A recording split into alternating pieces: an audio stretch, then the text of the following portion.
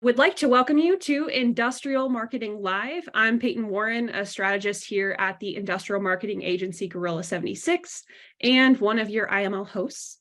So thank you to the group that is joining us live today. We are going to talk about our favorite tech stack tools that enable effective collection of data and monitoring for our campaigns. The best part about this conversation today and the tools we're going to talk about, you can implement most, if not all, of these tools without a developer.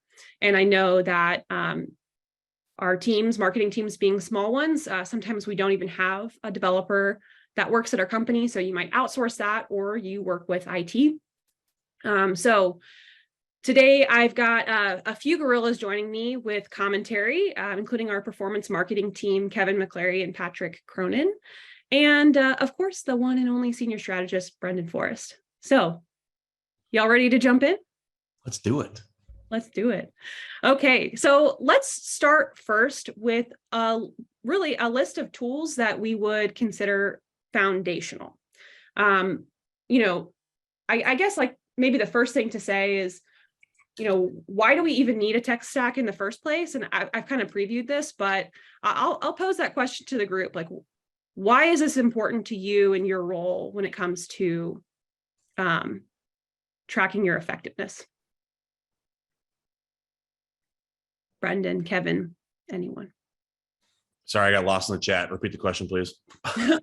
Why do you want a tech stack? Oh, yeah.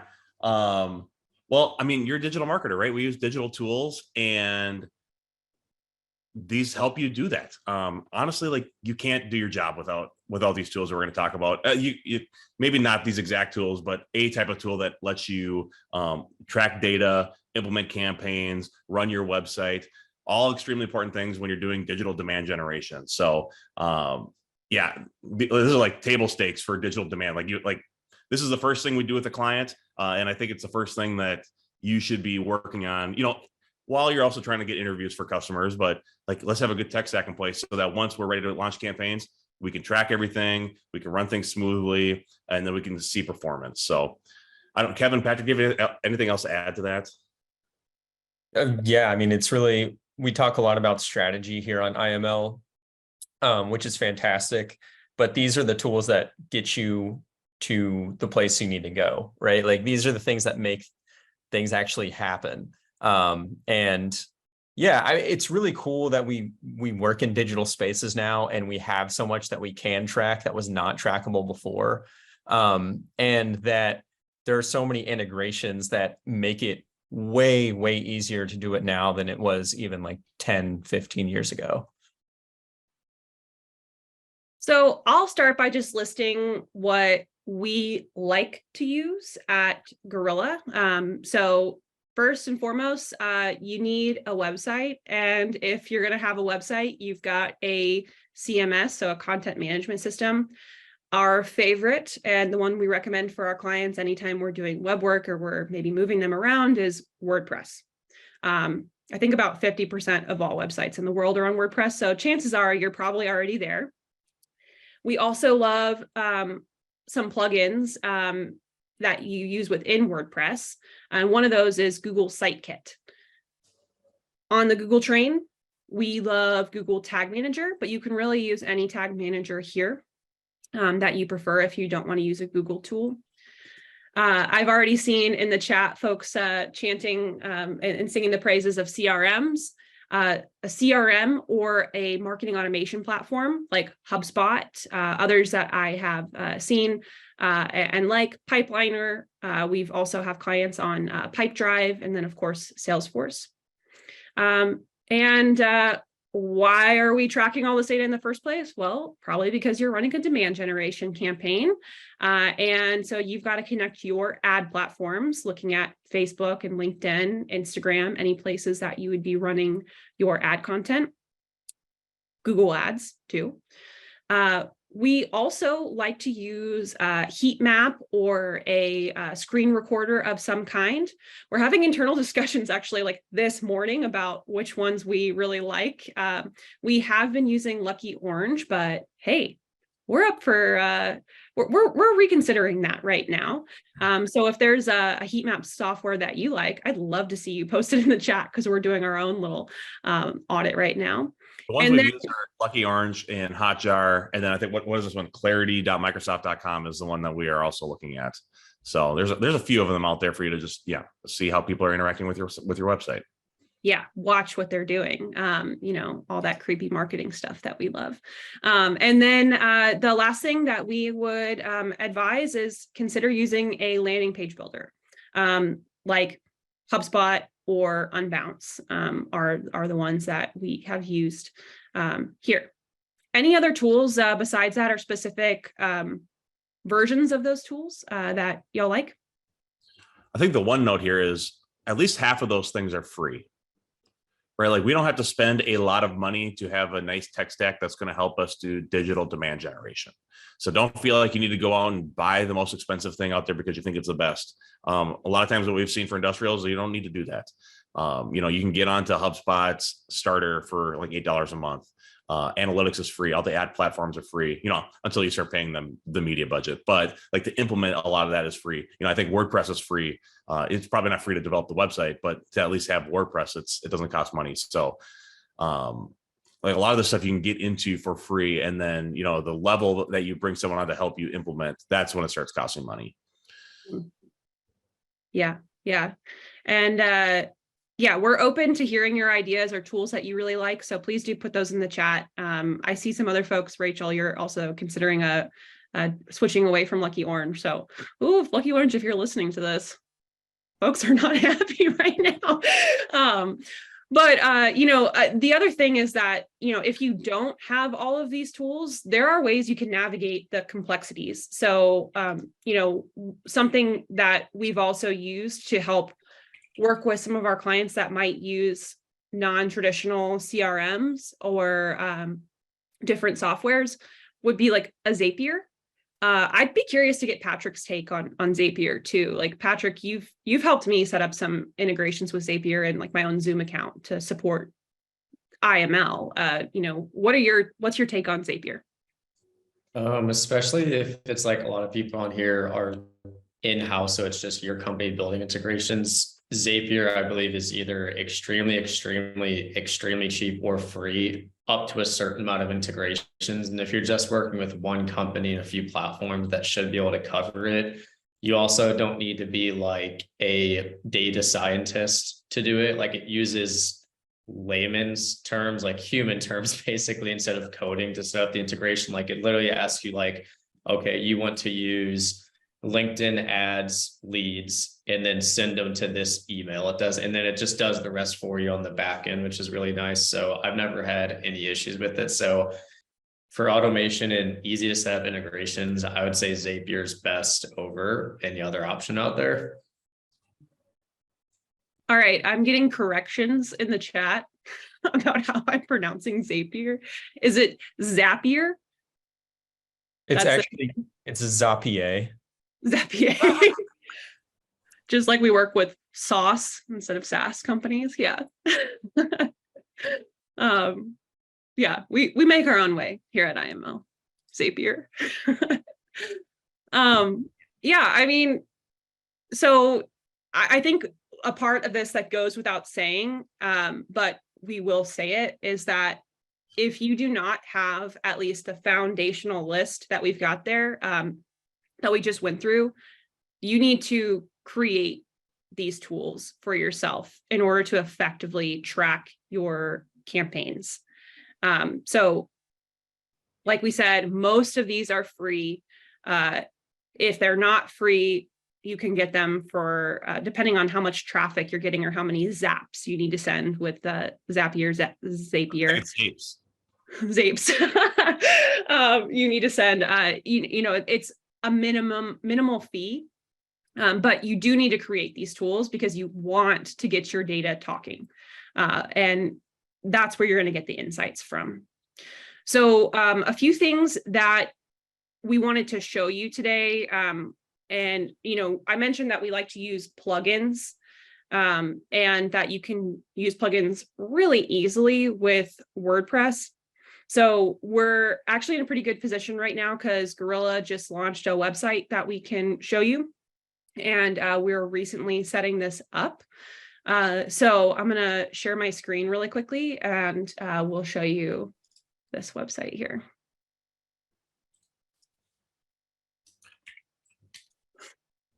Okay. Okay, so if you haven't heard, shameless plug, we've got Industrial Marketing Summit coming up in Austin, Texas. We're partnering with a couple agencies to make this happen. Cadina's Part Solutions, Adam Beck, I saw you on the call, and then the True Marketing Agency is based down in Austin. But we built this really simple website to talk about our conference that's coming up. And it's just one page really, but we want to run demand generation campaigns because our goal with this site is to, sell out this conference. We want to make sure that folks know about it. And so we are going to do some paid social promotion for it. So because of that, we wanted to make sure that we are getting everything set up as far as the tech stack goes on this new site to monitor the effectiveness of our campaigns and ultimately figure out what's working and what's not. So it's a WordPress site. So if you log into WordPress and you just go to your dashboard, you can see I've already got Google Sitekit installed here. But if you don't, you can come in here to plugins. And it's really easy to search for a new plugin. And you can just type it in there and pull it up. It has an entire installation process with it. So the nice thing about Google Sitekit and what it does is it will go ahead and connect all of your different Google tools. So it'll even create a Search Console account for you. This is something I didn't list in our foundational tech stack, but I would add to that list, Google Search Console. Analytics, it gets that connected for you, your page speed insights, and your tag manager. So all of these things can be connected automatically within the this interface here inside of WordPress without using a developer. There are other ways to pull in your tag manager that we can talk about, but that's a really handy way to do it. The other thing about this, let's see. Other plugins. Are there other plugins that y'all like to use, Brendon or Patrick, Kevin? I would say the other option, if you don't want to use Sitekit, you can just put the Google Tag Manager code onto the website. I think in the header area, and then you can put Search Console and Analytics inside of Tag Manager if you would prefer that way. So either way works, just whichever one you prefer. I like doing it, Tag Manager in the code on WordPress instead of Sitekit, but it's just, it's what we said in the chat, what we vibe with, right? So I actually don't have a ton of experience with WordPress, so I don't know anything about the plugins in here. Well, that's okay because we've got a team to help out. But Patrick, do you mind walking us through how you would add something to the header of your code? Sure, without breaking the site. It's kind of misleading because we're talking about coding, but it's in the appearance section. And then you do theme file editor. Theme file editor. And then on the right-hand toolbar, you would scroll down until you see the header or something. Yes, a theme header. And then all the codes like Facebook Pixel, Analytics, Tag Manager, etc. They ask you just to put it in the head. So just put it between those two head schemas, and then boom, there's our Google Tag Manager. So you just paste it in there, save, and you should be good to go. One thing we did run into, I don't know, you might have been leading right into this, but the tag assistant didn't recognize Google Tag Manager after we installed it. But it is clearly in there, as you can see, and all the events are fired. And we actually looked into it, and there's an ongoing glitch with Tag Assistant and Tag Manager right now. So sometimes those pixel tracking codes aren't 100% accurate just due to maybe some browser settings you have set up. So as long as the events are firing, though, that's all that really matters. So not a plugin, but what are these called? What are these called? I just forgot. Extensions. Extension. So yeah, an extension, that's what Patrick was just mentioning here. So if you check the extension, it appears that Google Tag Manager is not working. So this is something that we had to troubleshoot because I installed it without a developer. And I said, I thought I installed Tag Manager and doesn't appear to be working. So what did we do to troubleshoot this situation? Let's walk through it. So first things first, right? We came in and we were like, let's go to the source. Let's go to Tag Manager and figure this out. So we'll walk through that here. I think I've got it linked in my little document.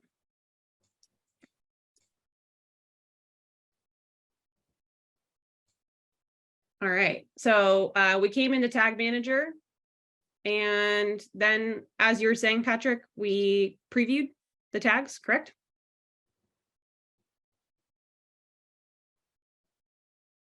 Connect, put your URL here if it's not already there. Hit connect. And you can see this tab here is flashing. It says it's connected. Continue. And you can see tags fired, GA4 fired, the insight tag fired, pixel fired. So everything is firing the way that we wanted. So we know that even though this plugin or this extension is telling us there's an issue, the tags are still firing. So we just wanted to call out that you can't always trust these third-party extensions. They're really nice tools to just see, like, is a tag even installed? Is a pixel even installed? You know, you can do your LinkedIn checker, and you can see here, it's telling me that LinkedIn's not installed, but I can see in Tag Manager that that insight tag is firing. So there's something going on here with the way that these extensions are playing with this website that is preventing it from giving us accurate information. But we just want to caution you from like fully relying on these extensions to know that your information is firing.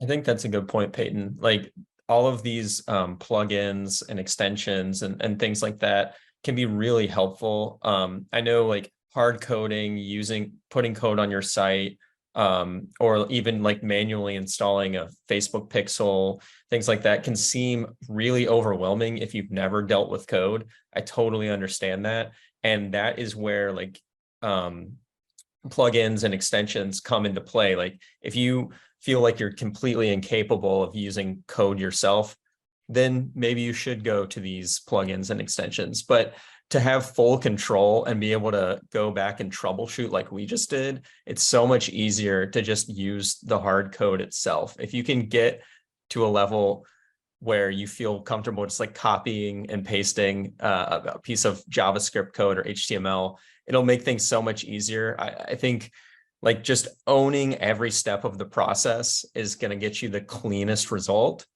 But clearly these plugins and extensions are helpful if you can't quite get there. So don't be afraid to go either way. It's not this one or this one. Sometimes it's both. Definitely. Yeah. And depending on what you are trying to track, you know, the thing with this specific website is we're in a situation like maybe you have e-commerce. You have an e-commerce side of your business. So you want to track conversions like add to cart.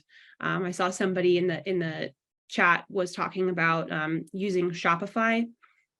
We could definitely pull you on to talk a little bit more about that too in your experience. But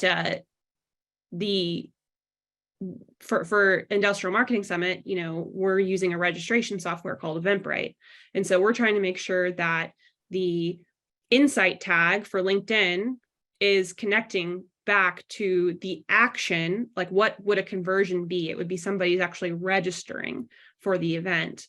So we want to make sure that LinkedIn is talking all the way to Eventbrite. So we are currently troubleshooting how to do that, because Eventbrite does not play well with the LinkedIn Insight tag. And so, yeah, Patrick, I mean, do you want to talk a little bit more about, because I think a huge part of this tech stack implementation and like installing your foundational pieces of your foundational tools is figuring out how to make them talk to each other, because they can talk to each other. You might just have to deal with some complexities, like using Zapier, or finding just a workaround that works best based on the tech stack you've got. So yeah, Patrick, do you want to talk a little bit about how we've been considering moving forward with that? Yeah, so for those of you that haven't used Eventbrite before, whether you're doing an event, they're essentially, if you set up a button on your website, like order tickets now, it takes you off the site to essentially like a secondary website on Eventbrite. And it, for some reason, somehow does not accept the LinkedIn Insight tag, even by hard coding. So they have an option where you do embedded checkout, which essentially takes that secondary sub website and you can put it on, like, if we want to do a buy tickets now page on the website. So while they're doing the checkout, the tag won't fire directly then, but the entire time they're on the site, they will be. And then whenever someone checks out and then a thank you page fires, then the LinkedIn Insight tag will fire. So luckily the support rep kind of walked me through, like, that's an option to do embedded checkout. So some integrations don't have direct plugins, like so many website platforms, WordPress, Wix, Square, Squarespace, they all have direct spaces designated for GA4, Facebook Pixel, LinkedIn Pixel. Some of them don't, though, and you just have to kind of watch some YouTube videos, do some research, and find a workaround. Like, it's coding. Every website that exists is going to be able to get coded some way, somehow. Some are just more difficult than others, unfortunately. Yeah.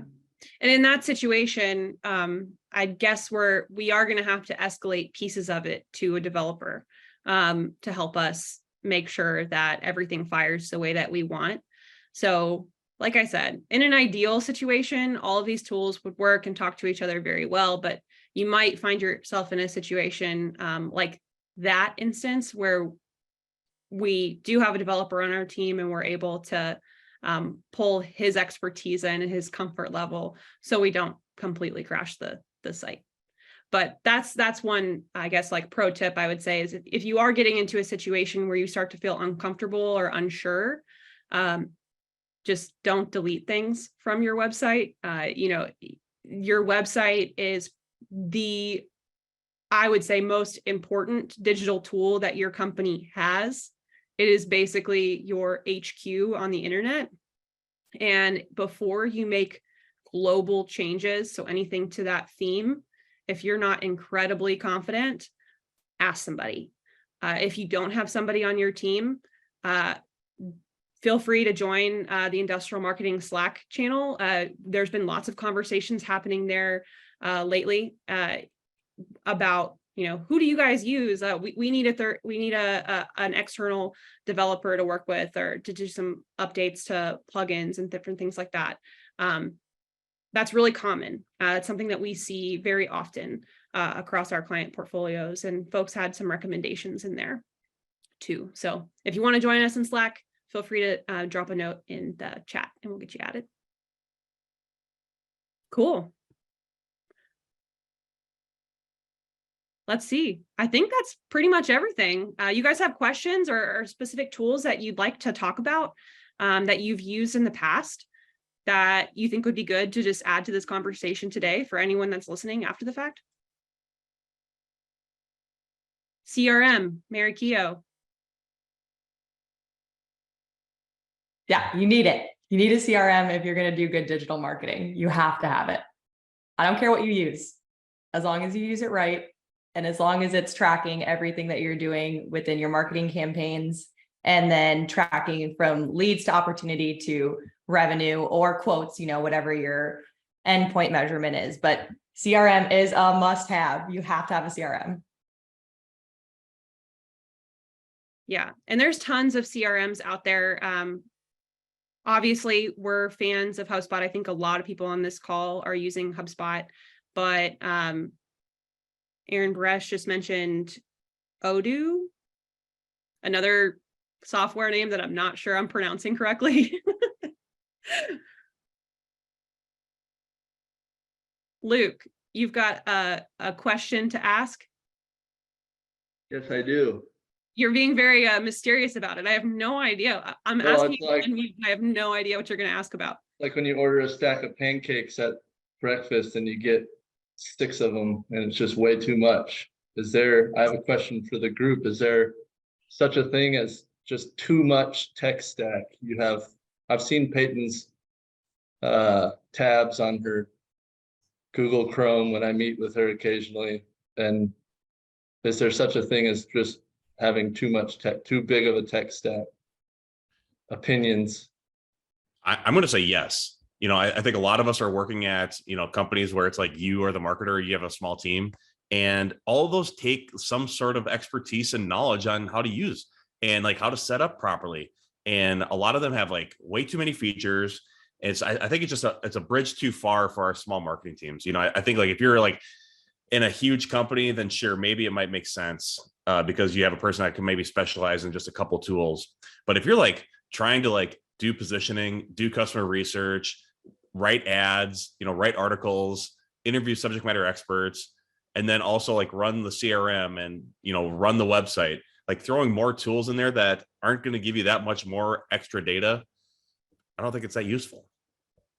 I'd say also trying to keep it under as little amount of different roofs as possible is key. Like I've worked with so many clients that they're like, this part of our business is this software. This part of our business is this software. We use this tracking software for this platform and this for this platform. That makes it so much more difficult to like know where stuff is, set up the integrations. It's much easier to like connect your business if it's all in one software. Like for example, we set up mostly all of our conversions in Google Tag Manager. That makes it super easy to find stuff, troubleshoot, all of that stuff. So if you think there's like some stuff that could be condensed under one roof, probably is going to give you some extra hours of sleep and more hairs on your head if you do that.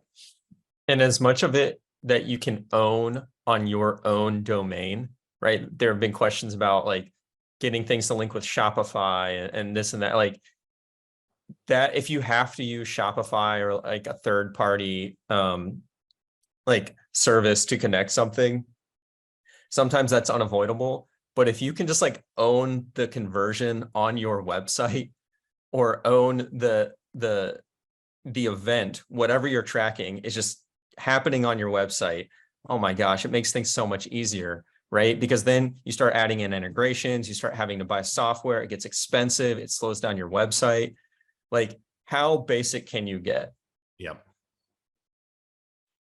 Yeah. Want to be lean and mean, right? Like you can't Lean do and that if you're loaded with tech. I would say the same thing as far as like simplicity, which is kind of why we really like the Google suite of tools. They all are working together in a very nice way.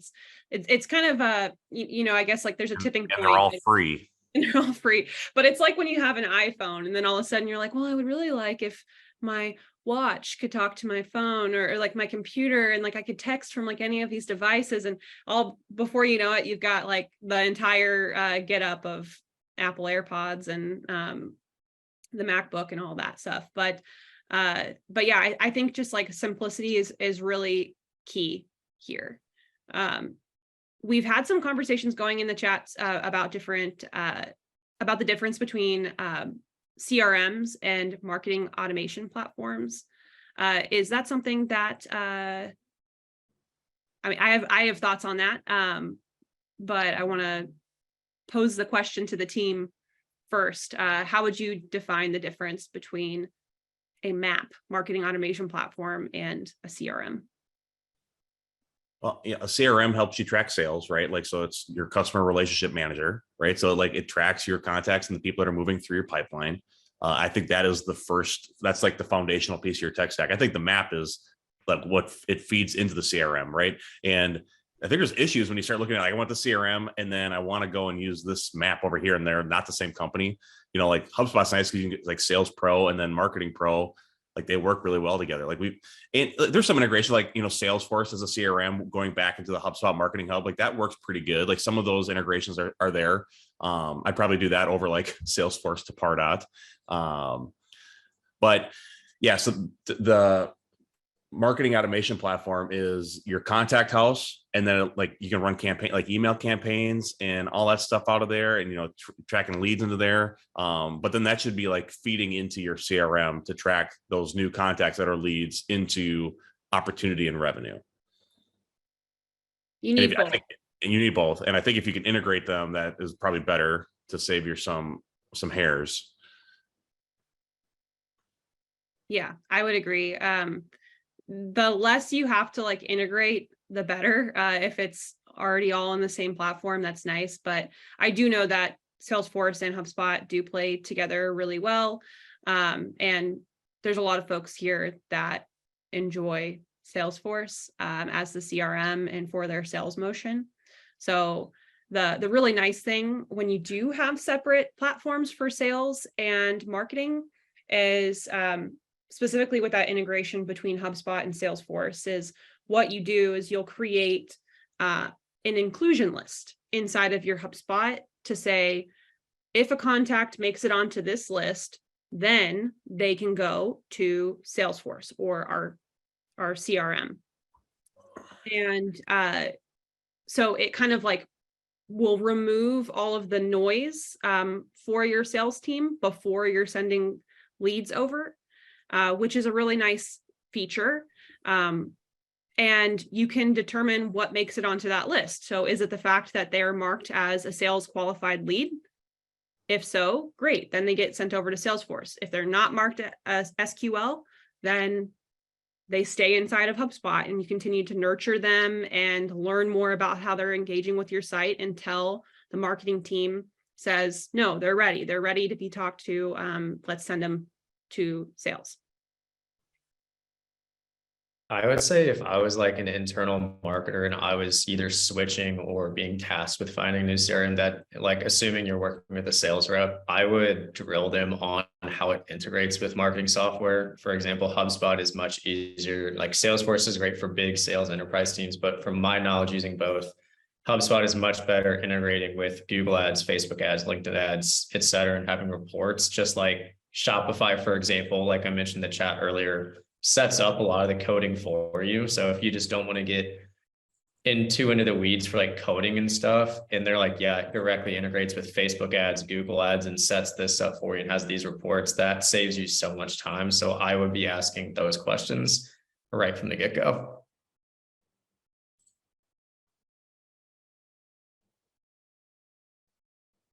Awesome. Yeah, I mean, I'd be down to hear some folks' experience about different integrations that have worked well for them. Aya mentioned that she's had a little bit of difficulty with the Salesforce HubSpot integration because they've got multiple Salesforce instances. So that's really interesting to me. I'd love to hear more about that too, Aya, if you're willing to come on and unmute and tell us more. Put you on the spot. I'm happy to talk a bit more about it. How are you doing? I feel like it's been a minute since we've seen you. I know. I've been busy. How are you? I'm doing good, doing good. So we have multiple Salesforce instances, and that's a result of acquiring multiple companies over the years. And the full integration between the two, we learned, can be expensive. If you were to do it yourself, it can be pretty tricky. What we settled with is to use webhook just to send the leads from HubSpot towards Salesforce, and just use Salesforce as master CRM.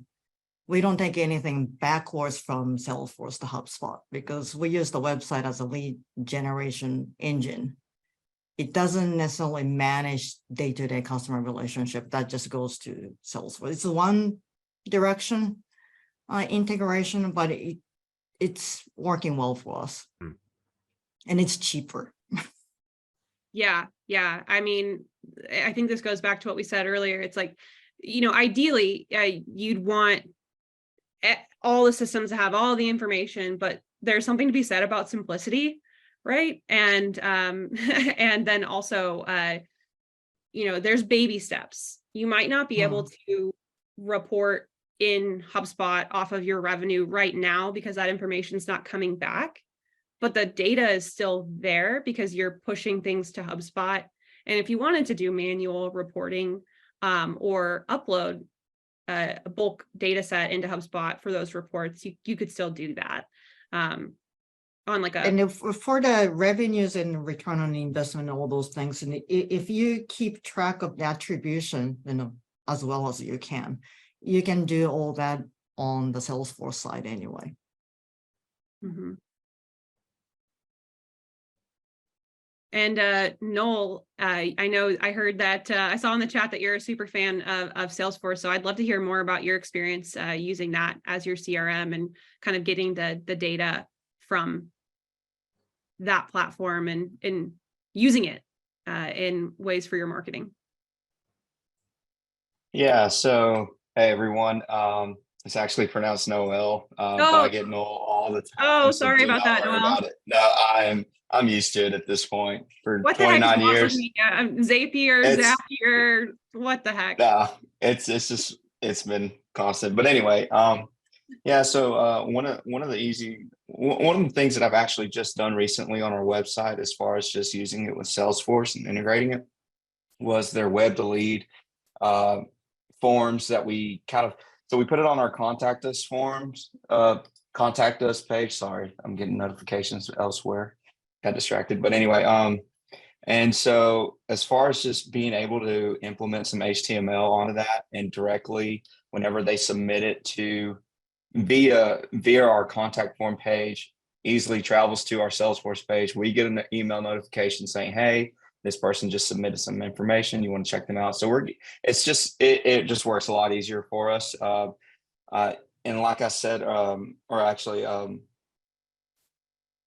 I'm a Salesforce guy, but also I haven't really looked at HubSpot just because when I came into this company 2 years ago, Salesforce was just fresh, just new. So we were able to kind of work around it and learn some things about the program itself. So yeah, pretty much it. Yeah, I think one piece of advice I would give is if you're new to a company, I would do what Noel did and jump in there and say, okay, they're using Salesforce. We're here. How can I learn more about how this tool is being used and build on before you start just saying, hey, let's use a different platform altogether, because CRM implementations are huge projects, and you're going to need to pull in leadership. You're going to need to pull in sales leadership, all the sales reps. There's lots of training that needs to happen there to make sure that they are doing things the way that need to be done to track the data. So if there's already a tool in place, I would start by trying to audit how you can get more things connected to that existing tool before switching. And then if you start to feel like it's prohibitive or it's preventing you from collecting data, maybe that's when you introduce something like a marketing automation platform, even before changing the whole CRM. That's at least how I would attack it. It sounds like I'm seeing some heads nod too. Folks are like, I don't want to do a CRM implementation. I don't blame you. All right, I'm just looking at the chat here. Cool. This has been a really great conversation. And I know some folks are still sharing tools in the chat, so that's really great. We can definitely keep this conversation going in Slack. And if you guys have any other questions or things that come to mind, feel free to reach out to us on LinkedIn. To kind of wrap us up today, any final thoughts? I'd love to circle back to our IML panel of hosts today and just kind of get your big takeaways. When it comes to tech stack, what is one thing that you'd want folks to carry away from this conversation? We'll start with Brendon. Yeah, I think the CRM and the website is the most important thing. So invest in those two, and then keep everything else simple and free. And you can always scale up, right? So I think that's what I'll say there. Patrick? Yeah. Oh, sorry. Yeah, I'll go ahead. Like, just think about the basic things that you want to do. Like, you want to know, are you reaching the people that you want to reach? Are they like responding to that? Are they ready to speak to sales? Like, are they qualified leads? Just think of the basic things you want to do with marketing, and then work backwards from there, from what your tech stack needs to do. Keep it basic, own every piece of it that you can, and don't get distracted by like the shiny new app or object, because most of the basic things that we talk about here are going to get you way farther than some new cool app that you see advertised on LinkedIn. Patrick? I would say going more in depth, like Brendon said, getting like the ad accounts, the CRM and stuff like that set up, going more in depth from like for a performance marketing standpoint. Get, like, when we went over this in GA4 too, like connect your console and everything to GA4, set up your conversion tracking, set up your pixel codes. Even if you're not running LinkedIn ads today, just install the LinkedIn Insight tab, because it's better to have that data and potentially not need it than like run into like, oh, this is a big problem. It would have been nice if I set that up 6 months ago. So if you have the time, I would just knock it out. Yeah, collect that data that you can, but try and avoid noise. One thing that I want to call out, I had something to say, but then I saw what Jeff Graham, hopefully I'm pronouncing your name correctly today, but Jeff posted in the chat, and I want to pull this out because this is incredibly great advice. Jeff says, learn all you can about whatever product you land on. Like, they all have learning centers, knowledge bases.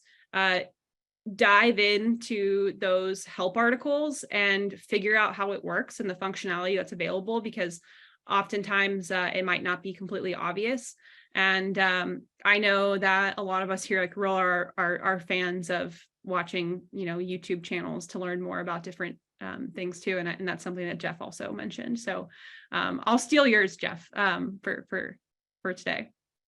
Okay, well, thank you everyone for coming, and we really appreciate the participation in the conversation today. And I just want to say a quick thank you to Kevin and Patrick for joining Brendon and I to help with our conversation about tech stack. On our next IML, it's going to be September. I can't believe it. We're going to be talking about, speaking of knowledge bases, we're talking about the knowledge base or the knowledge center that you have on your own website. This was a request that came in from an IMLer, and we want to tell you about the ways that we have set up learning centers, blogs on our clients' websites and the way that we do it for ourselves, and figure out how you can implement that for yourself. So thank you again to everyone for joining. Anything else I'm missing, Brendon, that we need to? Yeah, I'll just say this week, me and Patrick have a conversation coming out on the Manufacturing Marketer podcast, talking about how to diagnose your campaigns with zooming in and zooming out. That was a good conversation. So look for that probably tomorrow. Awesome. Cool. Well, thank you, everybody. Really appreciate seeing you all, and hope you have a great end to your week. We'll talk to you soon.